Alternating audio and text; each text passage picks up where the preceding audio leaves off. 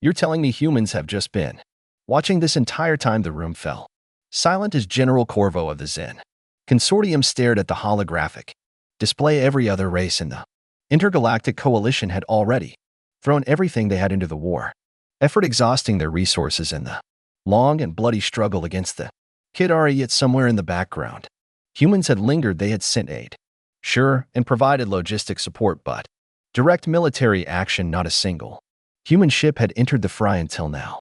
Yes, General, replied Admiral Marikov, their Czech Union, his scaled face betraying no emotion. Humanity officially declared its intent to engage in combat operations as of 10 minutes ago. Corvo rubbed his temples in disbelief. He had heard rumors of human capabilities but dismissed them as exaggerated death, world, or bravado.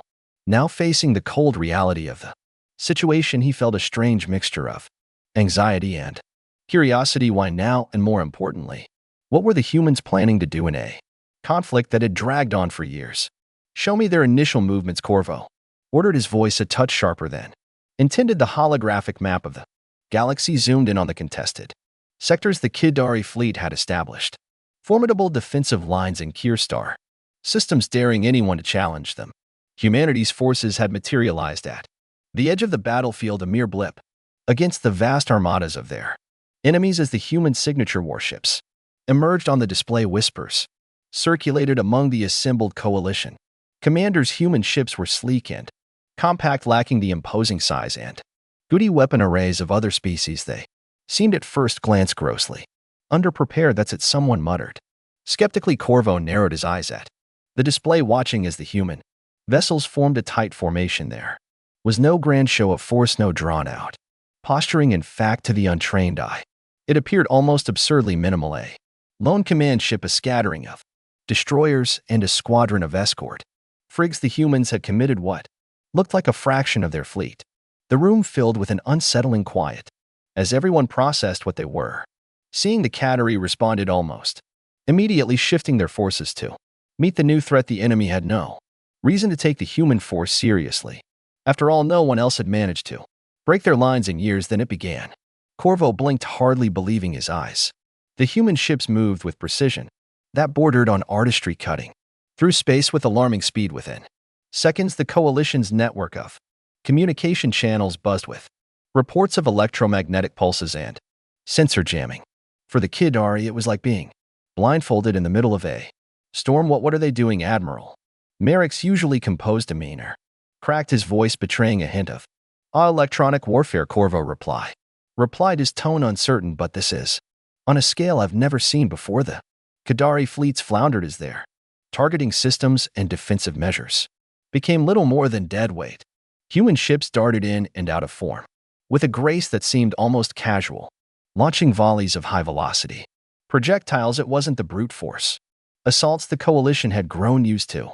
Seeing this was something else, warfare reduced to a deadly ballet. Sir, the Kidder's outer defenses are collapsing, a comms officer reported, eyes wide as he stared at the data streams flooding.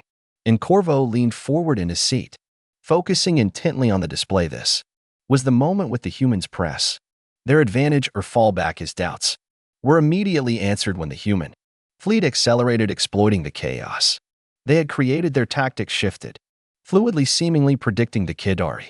Every attempt at countermeasures, how are they? Morak began trailing off as he watched another sector fall to the human advance. It's as if they knew exactly where to strike. Corvo couldn't help but marvel at the spectacle. The humans moved with an efficiency that was almost inhuman, and their strategy defied conventional military logic. Most species threw waves of ships at their enemies, relying on overwhelming force to break through defenses. Humans, on the other hand, used precision strikes, disabling critical systems and leaving the Kidder fleet to flounder like a beast stripped of its senses. What kind of weaponry are they using? One of the coalition officers blurted out, his tone a mix of horror and fascination. Their weapons seem convention, a tactical analyst stammered, but they're using them in ways we never considered. As the minutes ticked by, the coalition command room descended into a stunned silence. A full hour had passed since humanity's first engagement, and the Kidari mighty armadas were reduced to a fragmented, retreating mess. Even the coalition's most optimistic projections hadn't accounted for this level of effectiveness. Corvo watches the Holographic map updated showing Kateri. Strongholds going dark one after another. This wasn't just a victory, it was a dissection. The humans weren't merely overpowering the enemy, they were tearing apart the Catter's entire battle doctrine. Sector Gamma has fallen, the comms officer announced, breaking the silence. And reports indicate no human losses. Impossible. Morak has his scaled features. Twitching in disbelief, how can they sustain 0 casualties? Corvo swallowed hard, his eyes locked onto the tactical feed. The human fleet continued its relentless advance, their ships weaving through debris fields and evading incoming fire with an ease that seemed almost playful. As another Qadari command ship was reduced to a ball of flame, it became evident that this was no fluke. The humans were not just skilled, they were on a completely different level. I don't understand, Corvo admitted, rubbing the back of his neck. What have they been doing all this time if not fighting? Preparing a new voice. See, and cold and analytical, all heads turned to see a human officer standing at the doorway, clad in a crisp uniform devoid of ornamentation. His eyes sharp and unreadable scanned the room as if assessing each individual's worth. You call this a war? He continued, striding forward to the center of the room. But to us it's an exercise, a test of tactical adaptability. The coalition officers exchanged uncertain glances. The human's tone was neither boastful nor arrogant, it was matter of fact. Corvo clenched his jaw, unsure whether to feel anger or grudging admiration. What's your objective? Corvo demanded, struggling to keep his voice steady. Why now? The human officer tilted his head slightly, as if considering how to best explain something painfully obvious. Our objective, he began, is to end this conflict in the most efficient manner possible. And as for why now, we waited until you were ready to accept our methods. Corvo felt a shiver run down his spine. The words were simple, almost benign, yet they carried a weight that suggested something far beyond what any of them had anticipated. Ready, you think we were ready for this? Mar scoffed, shaking his head. The human's gaze turned to the holographic map where the last remnants of the Qadari forces were being systematically dismantled. If you weren't, he replied calmly, this war would have ended much sooner. Corvo stared at the map, struggling to process the unfolding events. The humans were pushing toward the heart of Qadari territory, their advance so rapid it defied explanation. And yet, as he watched, a thought began to form, a question that he wasn't sure he wanted the answer to. Just what kind of war had humanity been preparing for all this time? Corvo's eyes stayed fixed on the holographic display play as the humans pressed deeper into Qadari territory. The coalition commanders around him remained silent, transfixed by the near absurdity unfolding before them. The human fleet wasn't just fighting, it was dissecting its opponents, exploiting every weakness with a precision that bordered on supernatural. Report, barked Admiral Merrick, breaking the silence. What's the status of the Seer Central Command? The tactical officer's eyes darted between screens, hands trembling as he processed the incoming data. Central Command is it's failing, sir. The humans have neutralized their shield arrays and they're launching boarding pods as we speak. Corvo felt his jaw clench. Involuntarily, the Qadari Central Command was a fortress protected by layers of defenses that had held against every coalition assault for years. Now those defenses were failing one by one, like brittle glass under a relentless hammer.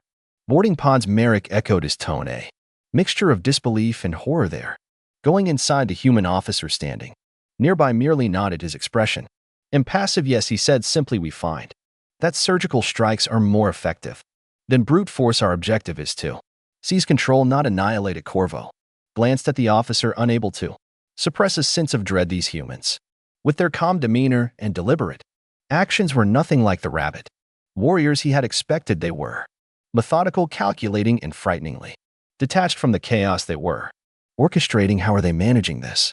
Another coalition commander asked, his voice shaky. We've been fighting the Qadari for years and barely dented their defenses, and now this training. The human officer replied matter-of-factly, we've trained for scenarios like this long before we even encountered the Qadari.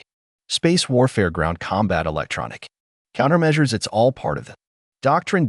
Corvo repeated, narrowing his eyes. You make it sound like you expected this war. The human officer turned to face Corvo, his expression betraying nothing expected. Number prepared for always. The response sent a chill through the room. The coalition had gone to war out of necessity, driven by a desperate need to defend their territories from the Qadari onslaught, but the humans, they had been preparing for war as if it were an inevitability. And now as Corvo watched the human fleet systematically dismantle the Qadari defenses, he realized that this was not just a show of military might, it was a demonstration of control. General Corvo, a voice crackled through the command room speakers, interrupting his thoughts. It was one of the coalition's reconnaissance officers stationed near the Kidder border. The Kidder flagship is moving. It's trying to retreat to a more fortified sector. Let me guess, Merrick said, his tone laced with bitter sarcasm. The humans have already anticipated that. The human officer didn't so much as blink. Of course they'll allow the flagship to retreat for now. It's an old tactic. Push them to their last bastion where they feel safe, then remove even that sense of security. Corvo couldn't believe what he was hearing. You're toying with them, he asked, incredulous. Not toying, the human officer corrected, his voice devoid of emotion. We're ensuring that when they fall. Completely no room for recovery, no chance to regroup. This war is dragged on because everyone fought peak meal. We don't. Corvo turned back to the map, watching as the Qadari fleet scrambled to reposition. Panic had clearly set in. The humans had broken the unspoken rules of this conflict, operating on a level that the Kidder had never encountered before. As more sectors fell under human control, it became evident that the Qadari weren't just losing a battle, they were being undone. We're getting reports of ground operations, the tactical officer announced, eyes wide with shock. The humans have deployed their soldiers to key Qadari planets. Morak let out a low hiss. How are they already launching ground assaults? We've barely established space superiority. The human officer crossed his arms, eyes glued to the map. Parallel operations while space forces disrupt and dismantle enemy fleets. Ground units secure key installations. We trained for this to overwhelm on multiple fronts simultaneously. Corvo felt a knot tighten in his stomach. Every coalition force had focused on one front at a time, struggling to balance the demands of space and ground combat. But the humans, they seemed to have mastered both, executing their plan with a level of coordination that bore ordered on. Inhuman ground reports coming in. The comms officer said, his voice barely above a whisper. The humans have neutralized the Qadari planetary defenses. No significant resistance. Corvo nearly choked on his disbelief. The Qadari planets were fortresses, shielded and armed to the teeth. Coalition forces had tried for months, if not years, to breach them with little to show for their efforts. Yet here were the humans taking those planets in mere moments. What kind of soldiers are they? Someone muttered, voicing the question that lingered in every mind. Our soldiers are adaptable, the human officer replied, his tone suggesting that the answer was self-evident. We trained them not just to fight, but to think, to analyze, adapt, and exploit weaknesses in real time. A hush settled over the room as the coalition officers absorbed this. The humans had turned war into a science, one where victory was less about raw power and more about precision. It was terrifying. What's their next move? Corvo found himself asking, though he wasn't sure. He wanted to know the answer. The flagship, the human officer replied without hesitation. They'll let it retreat, and then they'll cut off every route back to safety. Once isolated, the Qadari command will have no choice but to surrender or be wiped out. So that's it. Merrick questioned, eyes wide there, already in, anticipating the endgame.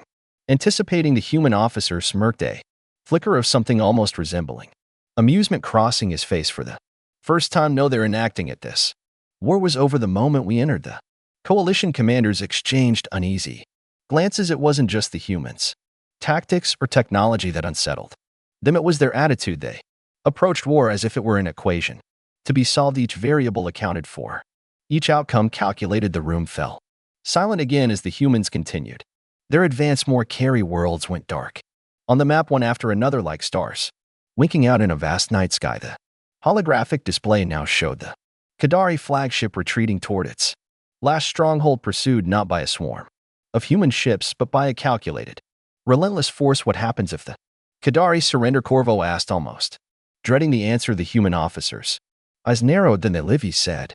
Simply, we don't fight to terminate. We fight to win, and to make sure no one ever thinks of challenging us again. Corvo nodded, swallowing hard. There was a cold logic to it, a ruthlessness that defied everything he had ever known about warfare. The humans had entered the battlefield not just to win, but to redefine what winning meant. As the map continued to shift, the Qaddar's last bastion on the brink of collapse, Corvo couldn't shake the feeling that this was just the beginning of something much larger, and he had no idea what that Something was the room was cloaked in a tense silence as the holographic display revealed the final stages of the human offensive. The Qadari flagship, once a symbol of indomitable power, now appeared small and insignificant as it limped toward its last fortified sector. Its hull was scarred from earlier engagements, thrusters flickering erratically, and its once mighty escorts were little more than debris scattered across space. COR glanced around the command center where coalition officers sat in stunned disbelief, some worry, expressions of all others' fear, but none could hide their fascination with the humans' unfolding strategy. A mere 5 hours ago, the Qadari had been considered unbeatable. Now their defeat seemed not only possible but inevitable. Human fleet is closing in on the flagship's fallback point, reported the tactical officer. His voice was shaky as if he himself couldn't quite grasp what was happening. They've surrounded the sector, blocking every escape route. Any signs of Qadari reinforcements? Corvo asked, though he suspected the answer. None, sir. The humans, they've already crippled their supply lines and reserve forces, the officer replied, shaking his head in disbelief. It's over. They have nowhere left to run. Corvo watched as the human ships formed a precise encirclement around the flagship's final refuge. They made no grand gestures, issued no ultimatums. They merely waited, their formation a silent declaration of dominance. It was a statement as clear as if it had been spoken aloud. There is no escape. The human officer, still standing calmly among the coalition commanders, tilted his head slightly. We've transmitted terms of surrender, he announced. The Qadari have 5 minutes to comply. Otherwise, we proceed with final neutralization. Mar let out a low growl, his eyes fixed on the display. And if they don't surrender, he challenged, unable to mask his disdain. You just wipe them out. The human officer's gaze remained impassive. If they choose to reject the terms, then yes, he replied evenly, but understand our goal is not destruction, it's resolution, the end of a conflict so decisively that it cannot resume. KVO felt a knot in his stomach. The humans operated on an entirely different wavelength, where war was not about glory or honor, but about efficiency and finality. They didn't leave room for ambiguity in their hands. War was a tool to enforce peace, to sculpt the galaxy into a shape where resistance was simply impractical. The Qadari flagship is responding, the comms officer cut in, tension lacing his voice. There, requesting terms. A murmur ran through the coalition command room. Could it be?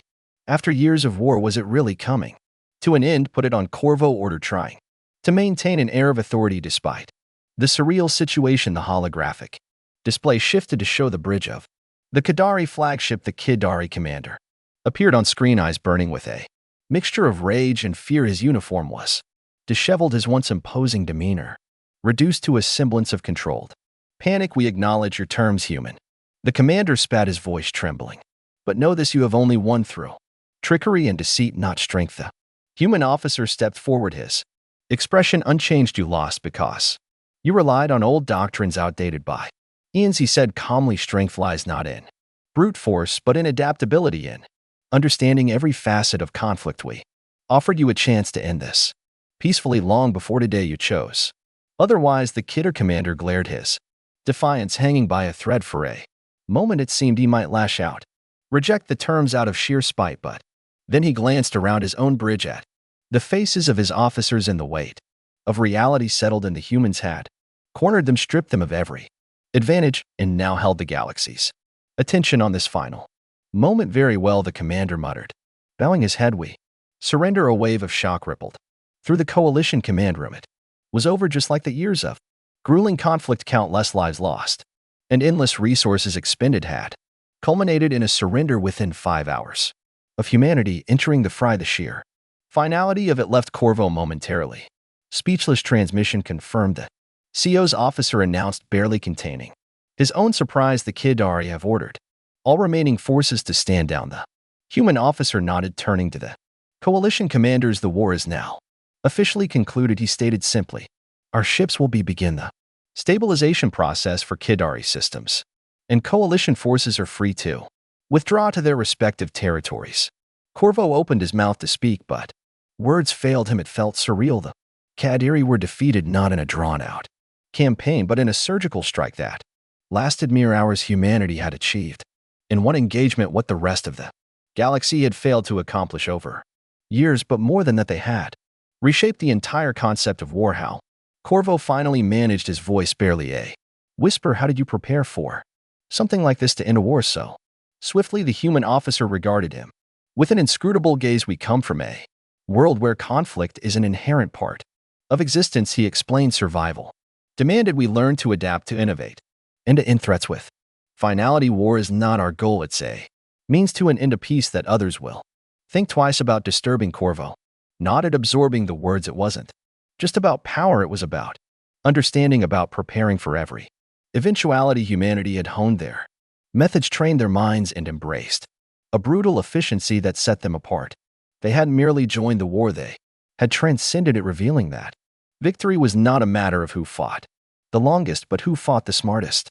As the coalition officers dispersed, Corvo watched the human fleet regroup on the holographic map. They moved with the same quiet precision as they had during the battle, now shifting to their post-war objectives: stabilization, reconstruction. They were not conquerors basking in glory, they were pragmatists, already setting the groundwork for what came next. For the first time in years, Corvo felt a strange sense of hope, mingled with an edge of fear. Humanity had shown what they were capable of, and the galaxy would never be the same. They had rewritten the rules of war, and in doing so had forged a path toward a peace that could last. The war had ended, not with a grand finale, but with a realization that humanity in its calculated brilliance had always known exactly when and how to win.